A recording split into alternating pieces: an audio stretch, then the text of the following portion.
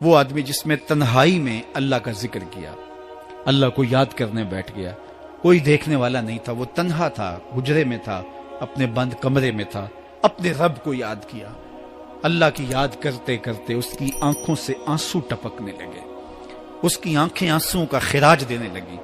تو میرے اور آپ کے آقا و مولا نے فرمایا کہ یہ آنسو اتنے قیمتی ہیں، ان آنسوؤں کے بدلے میں قیامت کے دن اسے عرش الہی کا سایہ نصیب ہوگا، عرش الہی کا سایہ اسے نصیب ہوگا ان آنسوؤں کے بدلے میں۔ رومی علیہ رحمہ فرماتے ہیں جہاں پانی گرتا ہے وہاں سبزہ اگتا ہے، جہاں آنسو گرتے ہیں وہاں رحمت اترتی ہے۔ تو اس لیے جو اللہ کی یاد میں رونے کا لطف ہے اور اللہ کی یاد میں آنسو بہانے کا اجر اور صلہ رکھا گیا ہے، یہ گناہوں کو دھو ڈالتا ہے، یہ اندر کی صفائی اور ستھرائی کا سبب اور ذریعہ ہے۔ میرے اور آپ کے آقا و مولا نے فرمایا راتوں کی تنہائیوں میں اٹھ کے قرآن پڑھا کرو اور قرآن پڑھتے ہوئے رویا کرو۔ پھر فرمایا فَإِلَّمْ تَبْكُوا فَتَبَاكُوا، اگر رونا نہ آئے تو رونے کی کوشش کیا کرو۔ حضرت داتا گنج بخش علی حجویری سے ایک مرید نے کہا حضرت اگر رونے کی کوشش کریں پھر بھی رونا نہ آئے، فرمایا پھر اپنے مقدر پہ رویا کرو۔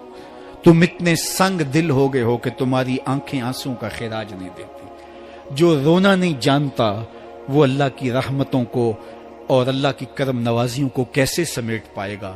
بچہ روتا ہے تو ماں دودھ دیتی ہے، جب بندہ اللہ کے حضور الہو زاری کرتا ہے، عجز کرتا ہے، انکساری کرتا ہے تو اللہ کی رحمتوں کو جوش آتا ہے اور اللہ تعالیٰ کی رحمتیں اس پہ برستی ہیں، اور اس کے نہ صرف گناہ معاف ہوتے ہیں بلکہ اللہ تعالیٰ اس کے گناہوں کو بدل کے نیکیوں میں تبدیل کر دیتا ہے۔ ایک فقیر تھا، ملنگ درویش، اللہ کا بندہ، اس کی عادت یہ تھی کہ اپنے ڈیرے پہ آنے والوں کو کھلاتا، ان کو پلاتا اور ان کی ضروریات کا خیال رکھتا، لیکن ان کو مالی آسودگیاں نہیں تھی۔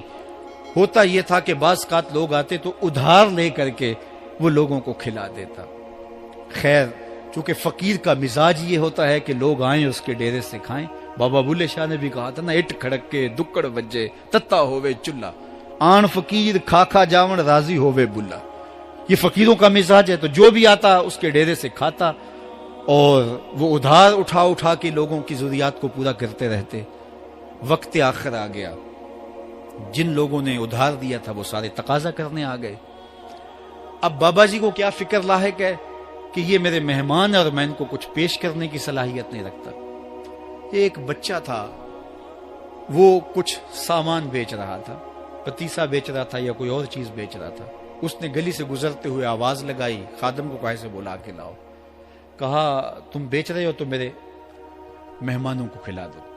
بچہ بڑا خوش ہوا کہ میں سارا دن گلیوں میں گھوم کے یہ پتیسا بیچنا تھا، اب یہ ایک جگہ ہی سارا فروخت ہو گیا تو یہ تو موج لگ گئی، میں جلدی گھر چلا جاؤں گا، میری ماں خوش ہوگی۔ تو سارا ان مہمانوں کو کھلا دیا گیا اور اس کے بعد کہا بابا جی پیسے؟ کہا تم بیٹھ جاؤ، جب ان کو ملیں گے تو تجھے بھی مل جائیں گے۔ وہ بیٹھ گیا، 2 4 10 منٹ بیٹھا تو بچہ تھا، پھر کھڑا ہو گیا، بابا جی پیسے؟ کہا جب ان کو ملیں گے تو تجھے بھی مل جائیں گے۔ پھر آدھا گھنٹہ گزرا تو پھر اس نے کہا بابا جی پیسے؟ میری ماں میرا انتظار کر رہی ہے، ہمارے گھر کا چولہا اسی سے جلتا ہے، میں یہ پیسے لے کر جاؤں گا اور میری ماں کوئی ہنڈیا خریدے گی اور ہم شام کا گھر کا کوئی سلسلہ کریں گے۔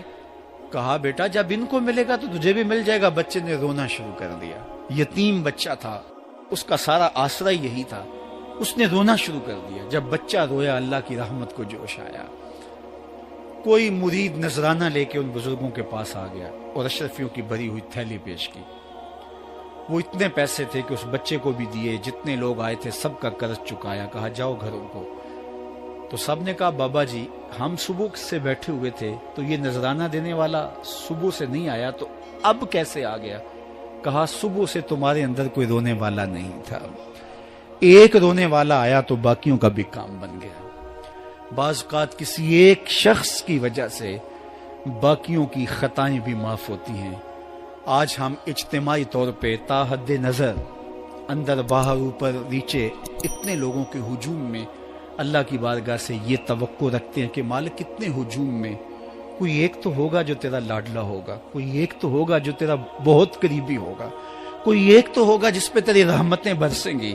تو مالک اس کے صدقے سے ہماری خطائیں بھی معاف کر دے، ہمارے گناہ بھی معاف کر دے۔ کوئی ایک رونے والی آنکھ مل گئی، تو باقیوں کا بھی کام بن جائے گا۔ اٹھ فریدا ستیا تے میلا ویکھن جا، وت کوئی بخشیا مل جاوے تے تو ہی بخشیا جا۔ میرے مالک ہم سب کی خطائیں معاف کر دے، ہم سب سے درگزر فرما، اور ہم سب کے باطن کو ستھرائیاں دے دے، ہمارے اندر کو پاکیزگیاں دے دے۔ بہت وقت میں نے اور آپ نے صاحب گزار لیا، تیزی کے ساتھ زندگی بیت رہی ہے۔ میں اگر اپنے آپ کو دیکھوں تو میری زندگی کتنی بہاریں کاٹ چکی ہے۔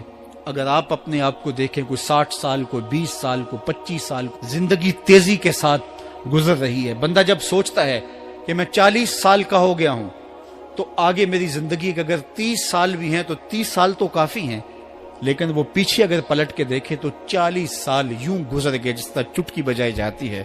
جب چٹکی بجانے کے وقت میں 40 سال گزر گئے محسوس ہوتے ہیں، تو جو باقی 30 سال اگر ہوئے بھی، وہ تو گمان ہے میرا، وہ تو گمان ہے آپ کا، ہمیں تو ایک سانس کا بھی نہیں پتا۔